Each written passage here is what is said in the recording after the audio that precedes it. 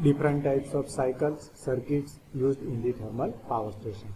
Now the following cycles or circuits are used in the thermal power station. First, fuel and S cycle.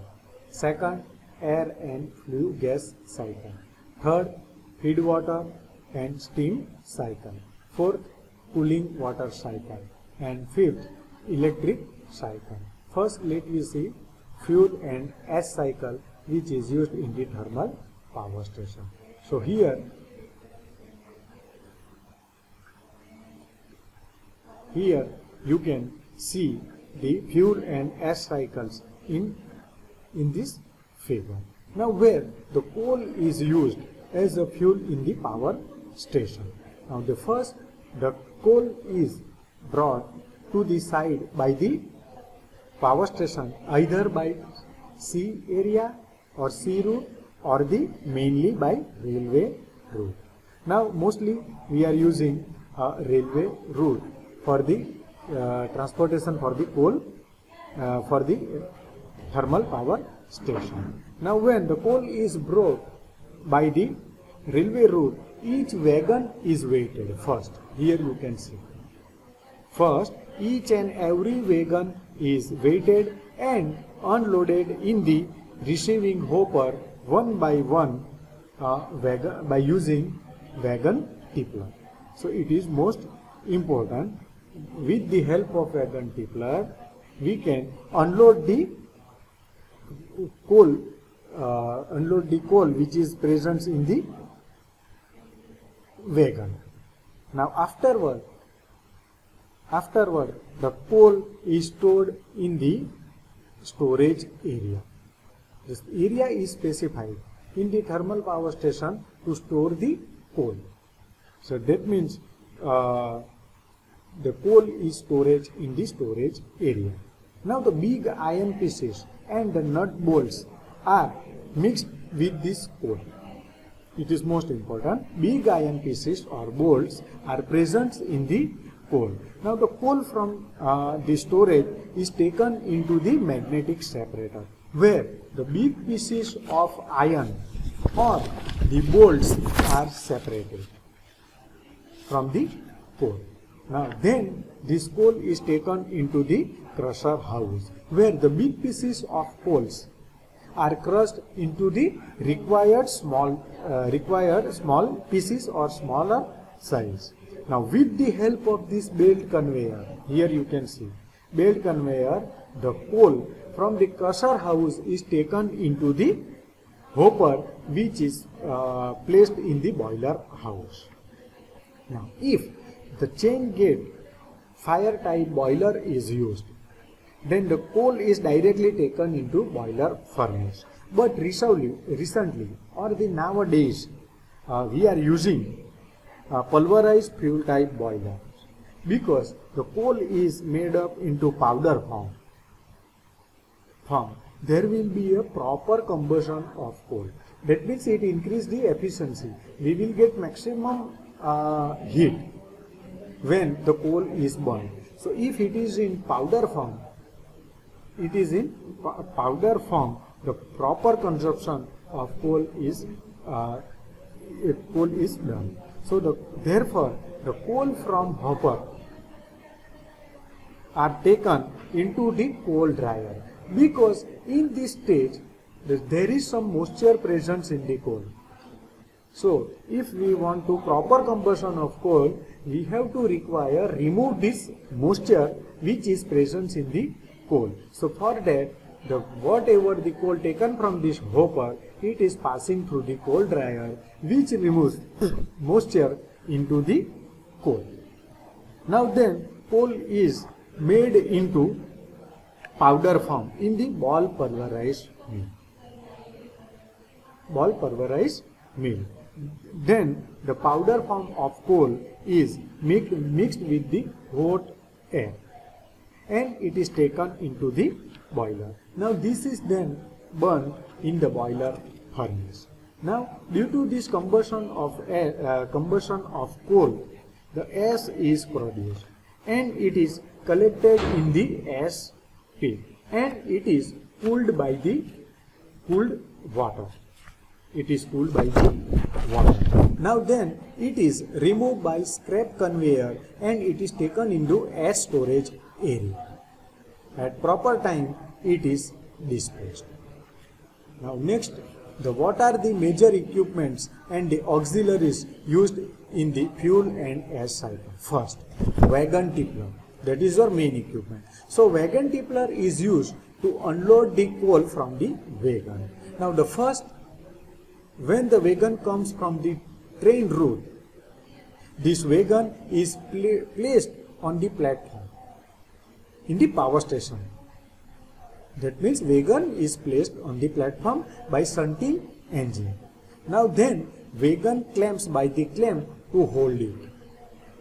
Now then the platform is tilted by the motor so that whatever coal present in the wagon, it is discharged into the coal receiving hopper.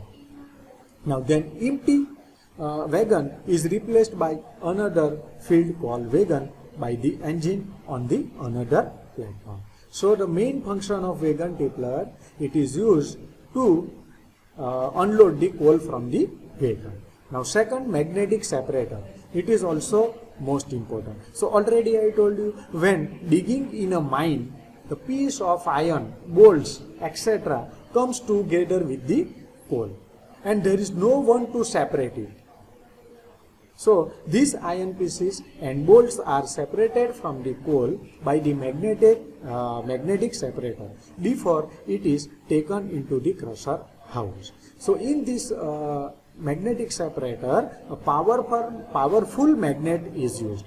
When the large pieces of coals pass through this conveyor, the pieces of iron and nut bolts are attracted by the magnet. That means it is the iron pieces and bolts are separated from the coal. So the magnetic separator, it is also most major equipment in the fuel and ash cycle. Next, coal crusher. So it is used to make large pieces of coal into the required size so that the coal can be burned quickly. Next, ball pulverized mill. So in modern power station, the boilers are pulverized fuel type boilers. Mostly we are using pulverized fuel type boiler in the power station. So now for that the coal is converted into powder form in the pulverized mill. So in pulverized mill, the larger round balls are used. It is the larger round balls are present in the pulverized mill. So when the drum is rotated, due to this rotation, the pieces of coal to collide with a ball, which crushing the coal. That means whatever the pieces of coal, it is converted into powder form. Next, scrap conveyor. So these are used to collect the ash from the pit and it is discharged into the open lane after it is cooled by the water. So it is most important, whatever ash come out from this boiler, there is some heat presence. So before discharge in the open space, it is required to cool. For that we are using water. So nowadays we cannot store the ash, but this ash is used to make bricks. So there is one advantage. Now next, suppose oil and gas is used as a fuel instead of the coal in the boiler.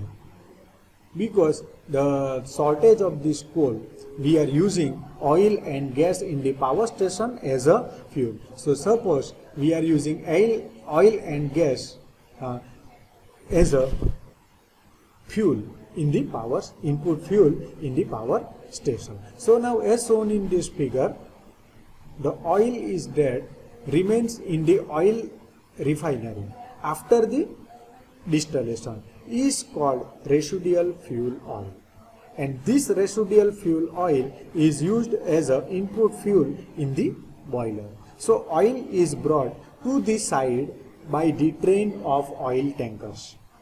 Now the oil has high viscosity, which is difficult to empty it. So to eliminate this problem, the pipes are placed around the oil tanker. Remember, the pipes are placed around the around this oil tanker.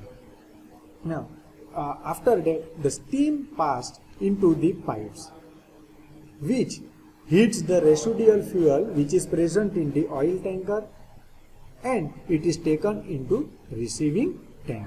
Now, after it is taken into storage tank, with the help of this transfer pump. Now, with the help of this pump, oil is taken into the boiler house or temporary tank, which is provided into the boiler. So, oil from temporary tank or boiler house is fed into the boiler in form of jet through this boiler. So, when the gas is used,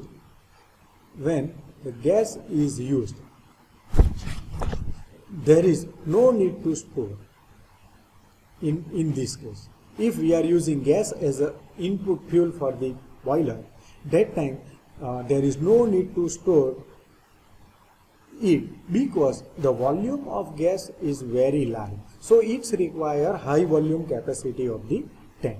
So in this case, the gas is used as a fuel in the power station, which is generally located in the gaseous area. Remember, the location of power station which is nearer to the gaseous area. So in this case, the pipeline is connected between power station and the near gas station. Now first, gas taken into the gas meter house. Afterward, with the help of this distribution lines, gas is transmitted to each boiler. The gas is taken into the boiler through this burner. Now the regulating valves and the stop valves are placed or fitted at proper place.